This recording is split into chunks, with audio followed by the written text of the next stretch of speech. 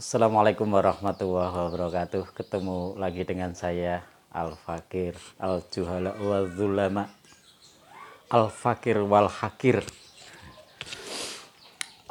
Allahumma sholli ala Sayyidina Muhammad wa ala ali Sayyidina Muhammad. Kemarin udah membahas tentang surat Al-Ikhlas sedikit untuk menambah wawasan. Sekarang mungkin saya akan membahas sebetulnya apa sih yang disebut ikhlas itu. Nah, itu intinya. Ikhlas itu sendiri itu seperti apa gitu ya. Ikhlas, yang dimaksud ikhlas itu adalah secara makna itu adalah kesucian hati di dalam mengerjakan perintah Allah untuk menuju kepada Allah dengan harapan mendapatkan ridhonya Allah. Nah, itu yang disebut ikhlas. Nah, itu kan. Jadi ketika kita beribadah, baik itu sholat, entah itu puasa atau yang lain, itu kalau kita sudah mengucapkan kalimat yang paling ujung lillahi ta'ala, itulah ikhlas. Jadi segala sesuatu yang kita niatkan untuk menuju Allah, mencapai tujuan yaitu Allah, terus dengan harapan mendapatkan ridhonya Allah, itulah ikhlas. Jadi kalau kita sholat ya lillahi ta'ala, itulah ikhlas.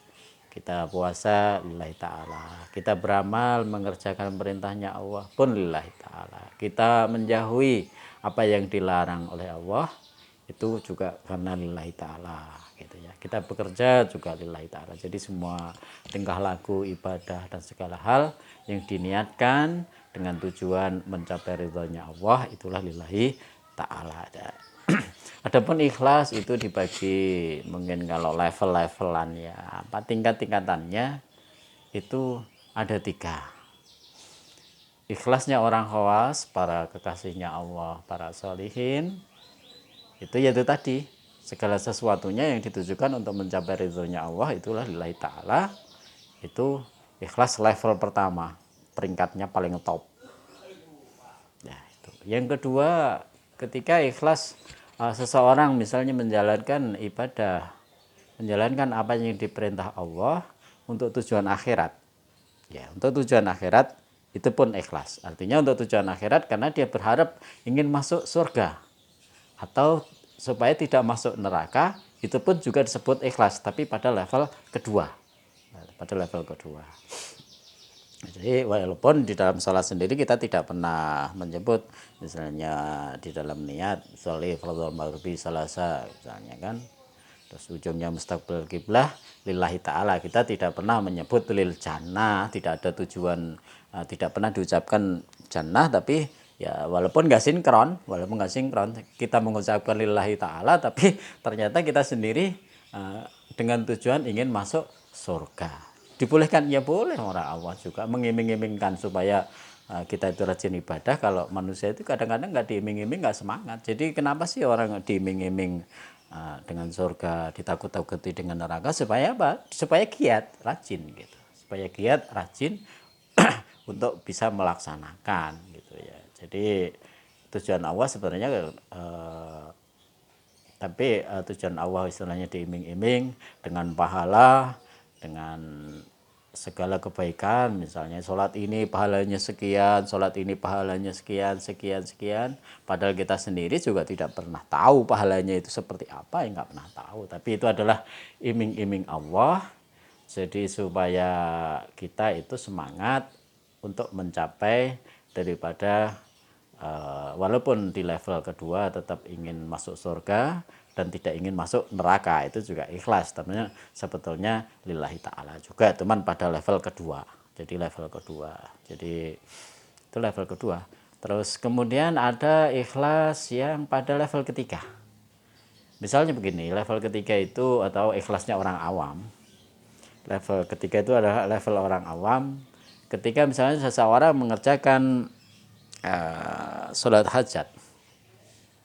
Sholat hajat tentu dia mengerjakan sholat hajat pasti dengan tujuan punya hajat tertentu supaya dijabah. Ya ikhlas juga gitu. Ya ikhlas juga tapi lil hajat gitu, lil hajat. Jadi ada ikhlas lil hajat. Ikhlasnya itu supaya hajatnya terpenuhi gitu. Jadi ya itu ikhlas lil hajat. Atau pengen sholat duha, seorang mengerjakan sholat duha tapi ingin banyak rezekinya, yaitu juga boleh. Itu cuman levelnya pada level ketiga, masih dengan sibuk dengan urusan ikhlasnya dengan urusan dunia. Nah itu orang kebanyakan orang awam mungkin seperti kita ya seperti itu karena banyak lil hajat. Nah kemudian dari ketiga-tiganya itu ada kalanya kita harus memasuki ketiga-tiganya itu.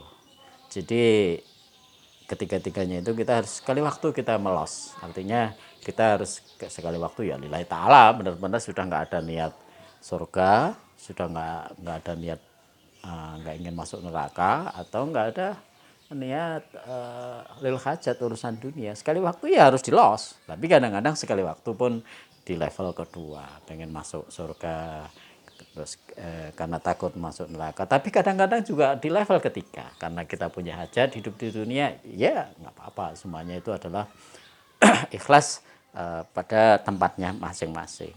Jadi yang penting adalah tujuannya adalah kita adalah menyembah Allah, mengabdikan, menghamba kepada Allah, walaupun kadang-kadang kita lillahi ta'ala secara mutlak, kadang-kadang juga lil jannah, juga kadang-kadang juga lil hajat juga urusan dunia. Nah itu juga ikhlas ya.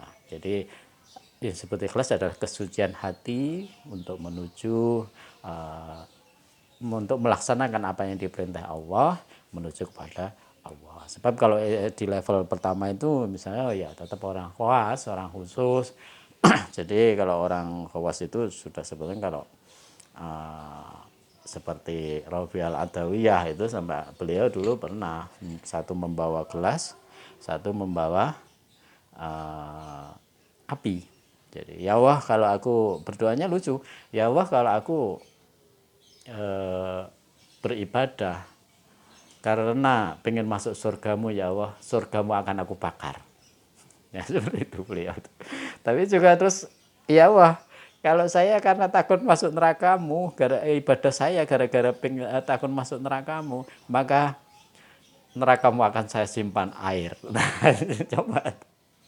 Ya itu karena apa? Karena levelnya sudah nggak ambil pusing dengan urusan surga, nggak ambil pusing dengan urusan neraka. Sudah karena udah lillahi ta'ala. Kalau ibadahku untuk menggapai cintamu, maka cintailah aku ya Allah. Itu doanya Sayyidatina Rabi'ah Al-Adawiyah, seorang wali perempuan. Jadi karena apa? Level ikhlasnya seperti itu tinggi. Kalau kita kan masih ya Allah mudah-mudahan aku ibadah ya masuk surga, mudah-mudahan nggak masuk neraka, udah gitu aja, mudah-mudahan hajat segala macam ya dipenuhi, ya, itu level kita ya, tapi setidaknya kita tahu ilmunya. Tapi kadang-kadang kita ya perlu untuk belajar untuk naik ke level 1, kadang-kadang ada di level 2, kadang-kadang ada di level 3, ya itu terus seperti itu. Yang penting ya ketika kita harus belajar memasuki ikhlas, satu hal sesuatu yang membakar atau menjadi penyebab suatu penyakit, yaitu tidak ikhlasnya itu adalah riya. Riya itu keinginan hati ingin dipuji. Nah, menghapus sifat riya itu adalah dengan cara yaitu tadi menumbuhkan sifat ikhlas. Segala puji itu kepunyaan Allah, kita diperintahkan oleh Allah dengan segala hal supaya riya itu hilang. Jadi ya ikhlas itu aja yang ditumbuhkan, dengan sendirinya riya itu hilang. Kalau ikhlas itu tumbuh ya udah nggak peduli lagi orang mau muji mau enggak mau apa, bodo amat gitu. Itulah cara membunuh penyakit riya. Ikhlasnya tumbuh, penyakitnya akan hilang. Jadi riyanya akan hilang. Asal ikhlas tumbuh, riya dengan sendirinya akan hilang. Yang mudah-mudahan kita dijauhkan daripada penyakit riya yang ingin dipuji manusia, ingin dipuji makhluk.